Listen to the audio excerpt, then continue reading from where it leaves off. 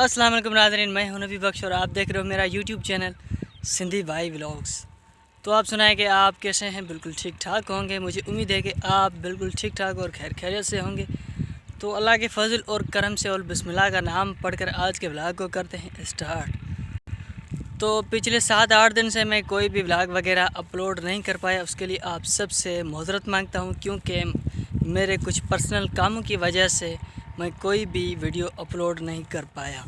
तो फ्रेंड्स, आज मैं जा रहा हूं मेरे एक दोस्त की शादी पर। तो शादियां तो आपने ढेर सारे देखी होगी, बड़े बड़े लोगों की शादियां भी देखी होगी, शहरों की शादियां भी देखी होगी, लेकिन हो सकता है आपने गांव की शादियां कभी नहीं देखी होगी।